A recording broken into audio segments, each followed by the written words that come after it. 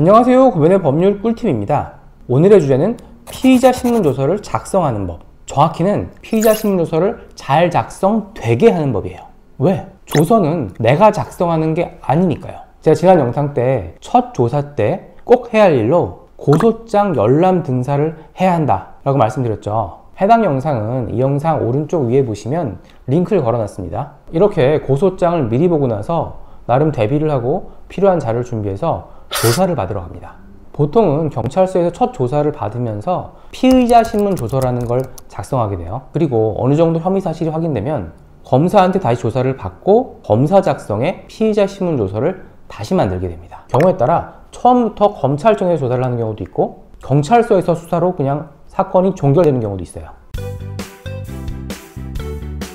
처음 조사관 앞에 가면 조사관이 바로 조사를 시작하는 경우보다는 이런저런 잡담을 하면서 간단한 얘기들을 피의자한테 좀 던져요. 조사관에 따라서 자백해라고 직설적으로 말하는 사람도 있고 좀 애매하게 좀 문제 있는 부분이 있네요 이렇게 말하시는 분들도 있어요. 그리고 아예 그런 얘기를 안 하고 조사부터 시작하는 사람들도 있고요. 이게 조사관 나름의 수사 기법이고 조사관마다 달라요. 그런데 제가 수사기관의 피의자 신문에 동석을 해보면 수사를 하면서 조사관이 이렇게 던지는 말들이 되게 오해를 사기에 딱 좋아요. 피의자가 이때 조사관이 한 말을 오해해서 저 조사관 나한테 우호적이네? 이 사건 나한테 유리하네? 이런 생각들을 하게 된다고요. 그리고 조사를 마친 후에 조사관이 기소 의견으로 송치를 하면 나는 조사를 너무 잘 받았는데 그 조사관이 내용을 잘못 이해하고 기소 의견을 송치했다. 나쁜 이렇게 돼버린다고요. 좀 웃긴데 그 자리에만 앉으면 대부분의 사람들이 좀 멍해져요. 그리고 그건 당연한 거예요. 우리 같은 사람들은 경찰서 들락날락하는 게 직업이에요. 근데 보통 사람들은 평생에 한두 번 있을까 말까 한 이벤트라고요. 당연히 긴장되고 떨리고 멍해지죠. 제 경험상 조사를 받고 나온 사람이 자신에게 이 사건이 유리하다라고 생각하는 사람이 한 거의 80~90% 되는 것 같고, 반대로 이 사건 나한테 엄청 불리한데 빨리 어떤 조치를 취해야겠는걸? 이렇게 생각하는 사람이 1~20%밖에 안 돼요. 그리고 대개는 조사 과정에서 자기에게 유리한 발언, 유리한 답변 이런 것만 기억해서 나옵니다. 혹시 골프 치세요? 골프라는 운동이 좀 그런데 필드에 나가서 100개의 샷을 개판을 치고 들어와도 잘 친 게 하나 있으면 그것만 계속 기억에 남아요. 수사기관에서 조사를 받는 것도 그런 면에서 비슷해요. 조사받는 내내 해서는 안 될 말을 계속 하고 나서 나중에 자기가 명쾌하게 대답했다고 생각하는 거 한 가지만 기억해서 나온다고요. 그리고 나는 조사를 잘 받았대요. 무혐의 나올 거래요. 근데 이때 조사받은 내용들은 변호사가 피의자 신문에 따라가지 않는 한 나중에 재판에 들어갈 때 열람 등사가 가능해요. 모든 사건이 종결되고 기소가 되면 그때 열람 등사가 가능하다고요. 자기는 조사를 굉장히 잘 받았다고 저한테 얘기를 했는데 실제로 피의자 신문 조사를 복사해서 보면 안 그렇다고요. 그래서 저는 작성된 조서를 보기 전에는 사실 그 피의자의 말을 거의 믿질 않아요. 되게 섭섭해들 하시는데 어쩔 수가 없어요. 피의자 말만 듣고 수사랑 재판을 준비하다가 진짜 큰 코 다치는 일들이 있었거든요. 이런 일이 터지면 저는 그냥 스트레스만 받으면 돼요. 근데 당사자는, 그러니까 피의자는 인생에 아주 큰 흠집이 날 수도 있어요. 배처를 잘못한 죄 때문에. 자신의 기억을 믿지 마세요. 가장 중요한 것은 결과물, 작성된 조서예요.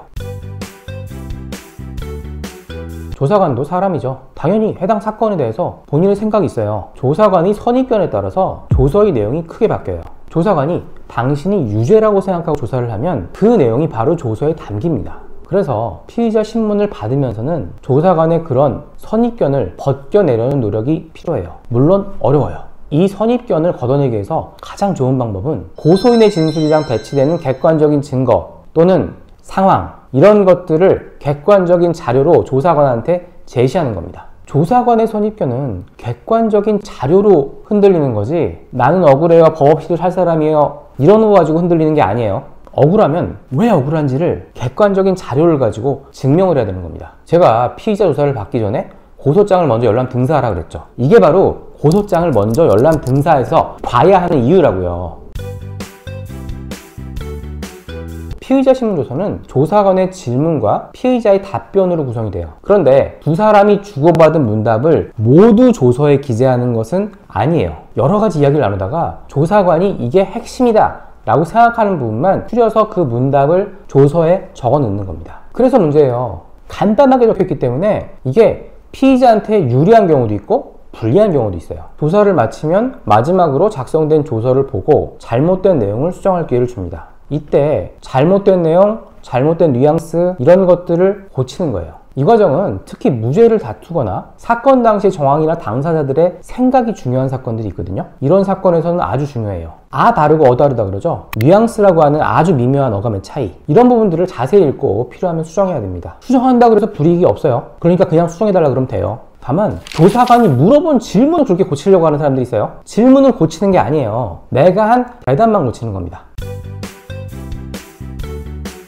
요즘에 피의자 신문 조사를 받으러 가면 조사관이 물어봐요. 혹시 녹음이나 녹화를 원하냐고. 예전에는 녹화만 가능해서 굉장히 번거로웠어요. 녹화는 전용 녹화실을 가서 조사를 받아야 되거든요. 근데 그 녹화실이 비어 있지 않으면 한참 기다려야 돼요. 그런데 지금은 녹음도 가능해졌죠. 아주 편해졌어요. 그럼 녹음이나 녹화를 당연히 해야 하는 게 아닌가요? 라는 질문이 있을 수 있겠죠. 일단 수사기관이 강압적이거나 비꼰다든가 이런 경우라면 녹화나 녹음을 무조건 하세요. 만약 어떤 이유로 조사 전 과정이 기록되어야 한다는 생각이 들면 녹화나 녹음을 신청하세요. 하지만 이런 경우가 아니면 저는 별로 권하진 않아요. 제가 아까 말씀드렸죠. 조서는 실제 문답보다 간략하게 기재된다고. 사건마다 다르긴 한데 조사관이랑 피의자가 대화한 모든 내용이 기록으로 남는 것은 피의자한테 불리한 경우가 많아요. 꼬투리 잡힐 염려가 있다고요. 저는 그렇게 생각해요. 조서가 핵심적인 내용만으로 간략하게 작성이 된 게 피의자 입장에서는 더 좋은 경우가 많다고요. 다만 이거는 사건별로 판단을 할 필요는 있어요. 고변의 법률 꿀팁. 오늘은 피의자 신문조서의 작성에 대해서 알아봤는데요. 도움이 되셨다면 구독과 좋아요 부탁드리겠습니다.